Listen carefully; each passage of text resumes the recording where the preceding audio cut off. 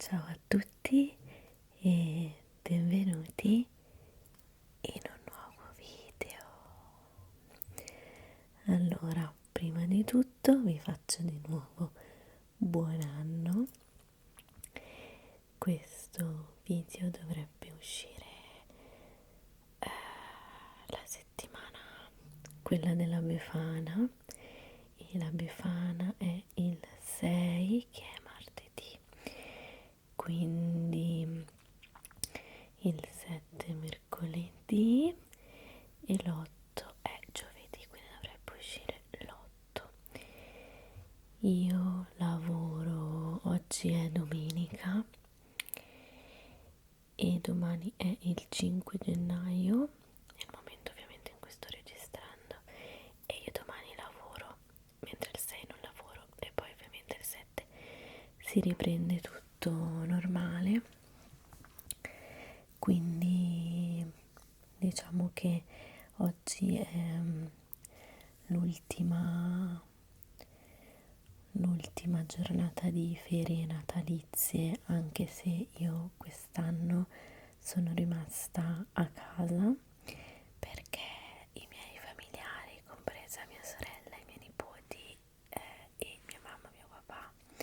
sono andati tutti in vacanza assieme,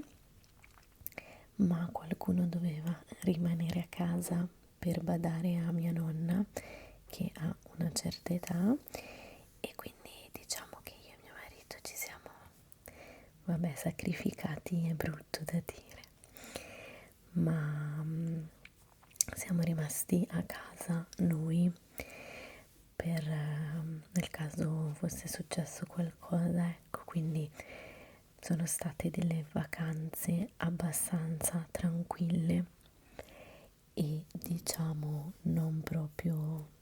vacanze, perché appunto siamo stati un po' dietro a mia nonna, però vabbè, comunque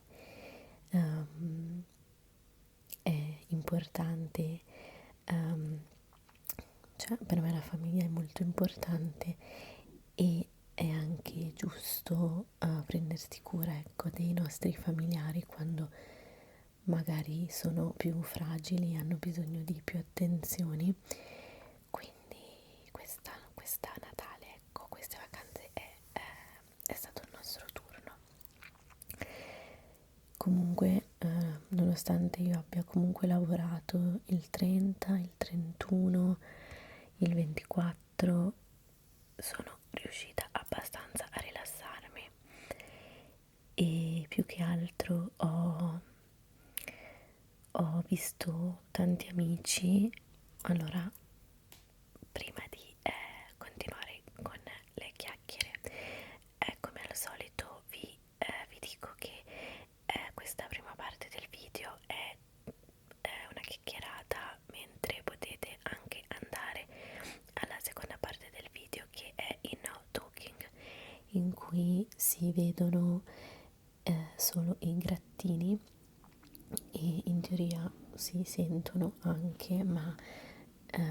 non so se, come sempre, non so se si sentono chiaramente i suoni dei grattini. Io vi consiglio di alzare il volume quando andate alla parte no talking, se ci andate in quel modo riuscite a sentire meglio i suoni dei gratti. E allora vi stavo dicendo che in queste vacanze ho fatto, il 24, il 25, il 26 e il 27 ho avuto a casa mia i miei suoceri, quindi diciamo che è stata un po' stressante, tra virgolette, perché quando comunque si ospitano a casa delle persone per tanti giorni, soprattutto se la casa non è enorme, c'è sempre un po' di disagio. Poi io sono una persona molto non sembra, ma timida e riservata, e faccio molta fatica a cioè a fare, diciamo, delle chiacchiere vuote e normali con le persone. Di solito sono, cioè magari tiro fuori degli argomenti strani e inquietanti o non lo so, in generale io con i miei amici parlo di cose strane, tra virgolette, e quando parlo a qualcuno comunque non amo mai fare conversazioni basiche tipo come va o parlare del tempo, quelle cose lì. Parlo magari delle mie passioni che comunque condivido con la maggior parte delle persone con cui esco, mentre avendo i miei suoceri in casa facevo fatica a intavolare una discussione, cioè spesso non sapevo cosa dire. Di solito io utilizzo tutte le mie carte da persona socialmente abile per il mio lavoro, perché ho a che fare per 8 ore al giorno con dei clienti e quindi quello è il mio spazio in cui io sono una persona normale, dove indosso il mio vestito da persona socialmente abile. Poi solitamente vado a casa e inizio a parlare delle mie cavolate e delle mie cose strane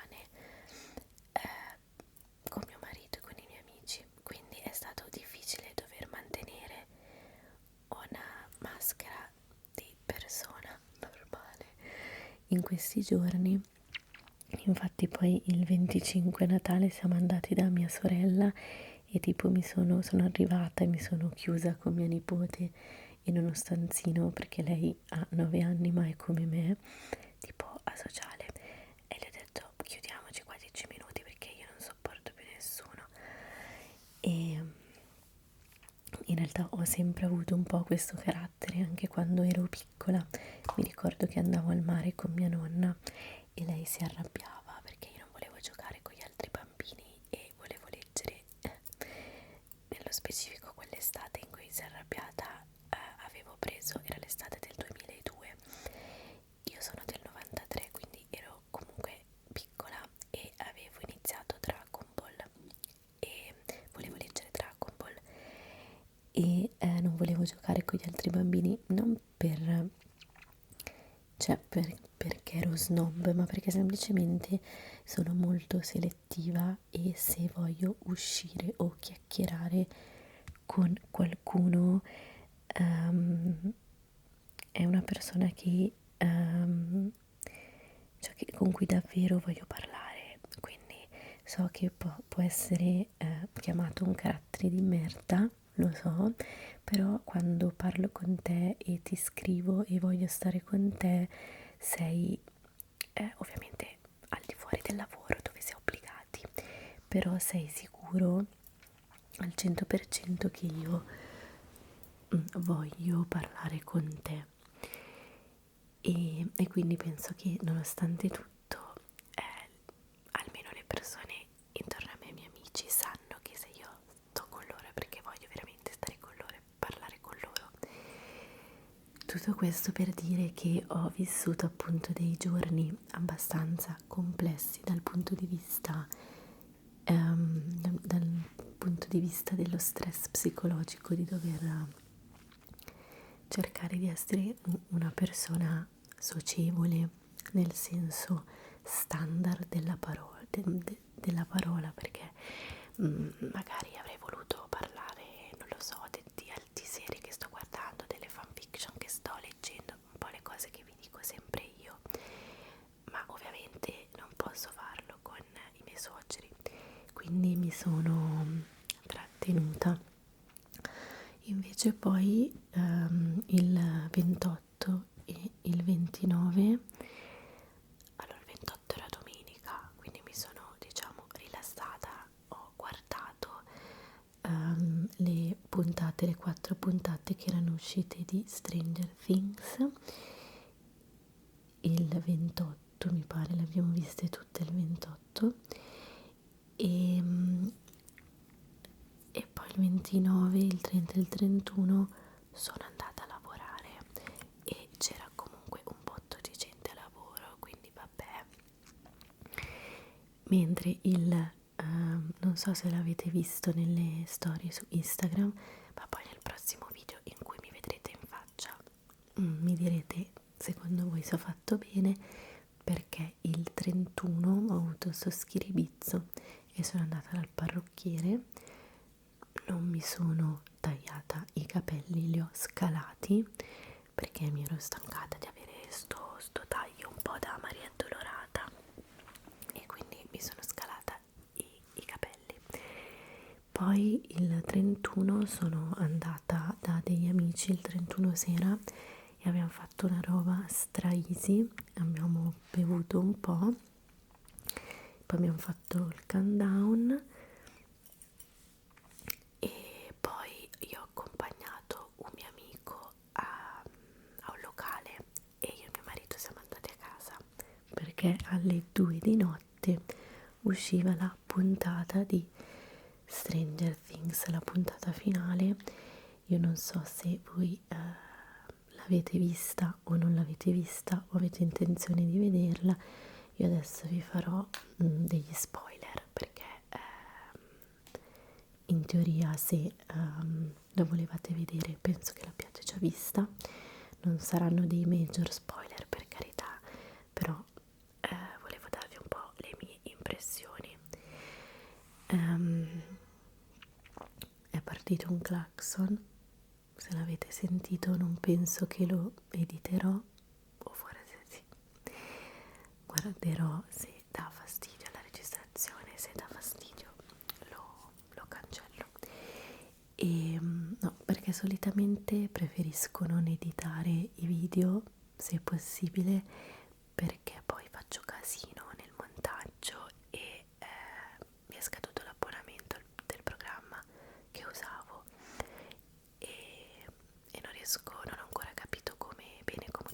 utilizzare DaVinci Resolve e ogni volta che faccio i tagli faccio casino, quindi vorrei evitare di tagliare il video. E quindi Stranger Things, allora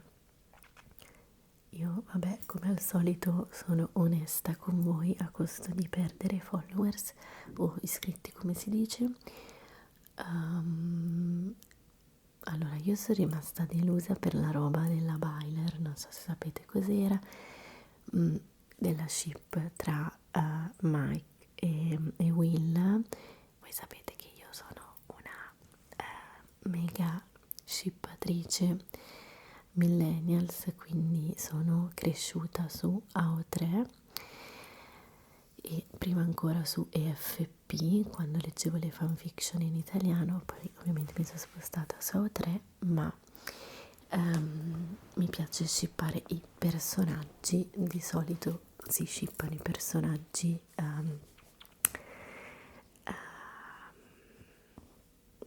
gay, perché di solito le ship etero poi sono tutte endgame e quindi non c'è bisogno di shipparle, perché effettivamente a una certa tutte le coppie uomo-donna che hanno un minimo di chimica a una certa in qualsiasi show limonano o comunque qualcosa fanno, mentre se c'è un minimo di chimica tra due personaggi dello stesso sesso alla fine non succede mai niente e quindi un po' ci speravo che succedesse qualcosa tra Mike e Will, non è successo niente, ma neanche non è questo che mi ha triggerato più di tanto, è il fatto che alla fine Will non ha mai parlato dei suoi sentimenti a Mike espressamente e sarebbe stato bello comunque che Will si liberasse di questa cosa, dire tu sei il mio migliore amico, però sappi che io ti amo e voglio che tu lo sappia, mentre cioè, questa cosa è stata completamente ignorata. Lo so che Stranger Things è un milione di altre cose, però io vi voglio parlare di questa ship perché questo è il mio canale YouTube, quindi immagino che ci siano milioni di video che commentano il finale di Stranger Things e io mo vi commento partendo da questa cosa. Sorry not sorry. E quindi sì, quello che stavo dicendo, mi sarebbe piaciuto vedere più interazioni tra Mike e Will riguardo questa cosa che importante o non importante era parte della trama, quindi non ho capito perché non è stata approfondita. Detto ciò, comunque non sono una mega shipper di questa coppia, anche perché fino a 2 anni fa erano bambini, quindi non ci avevo neanche mai pensato. Ovviamente non mi leggerò fanfiction, non sono così affezionata a questa coppia, però boh, mi sembrava un po' una cosa buttata lì e poi hanno buttato il sasso e hanno ritratto la mano. Vabbè, comunque, a parte i buchi della trama, che ci sono 100.000 video che ne parlano, ok, bla bla bla, le cose che mi sono piaciuti del finale di Stranger Things sono state la battaglia con il cazzo di ragno gigante, che è stata una figata assurda, cioè mi è piaciuta un sacco, e il discorso di Dustin alla fine, la consegna dei diplomi. Ho pianto praticamente per gli ultimi 40 minuti, che erano praticamente 40 minuti in cui parlavano,